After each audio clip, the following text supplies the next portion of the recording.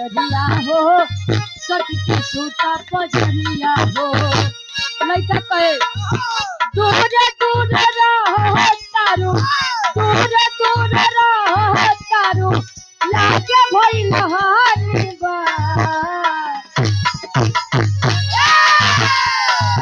दूर दूर रहो तारू लागे भइल हानि बा तले लइका कहे ए बोला मजी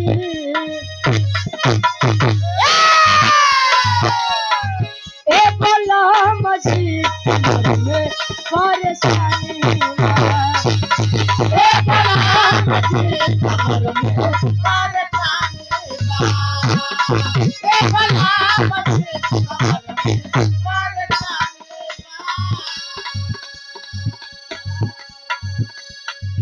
है जवानी के दुनिया दीवानी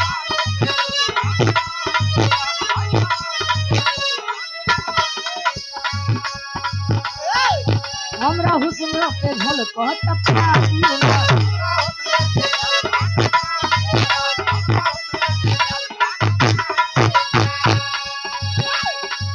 काहे मटक मटक चल तारू थके होई तोर कमरी काहे मटक मटक चल तारू थके होई तोर कमरी ए हमरा नैना के सहना चोरावे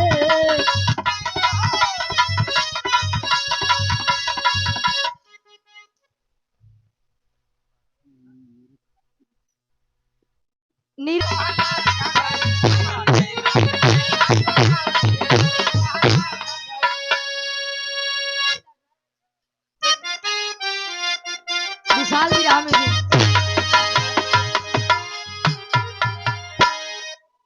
दुल्ही मनावन करे हमरे गुरुजी के मुझे पिताजी यानी गुरुजी के गुरुजी दादाजी विराह सम्राट स्वर्गीय दादा श्री राम कैलाश यादव जी वाह ई गीत के बड़ा लहाई के गावे वाह हिलाई के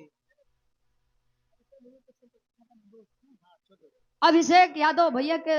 दोस्त हैं मित्र हैं अभिषेक मिश्रा जी वाह सुंदर मालो रे पुनः 500 रुपए देकर सम्मान किए वाह डबल ए वाह अच्छा हम दे देंगे अरे हम दोनों देते क्या मुस्कुराहट है वाह क्या नुकसान है आप वाह वाह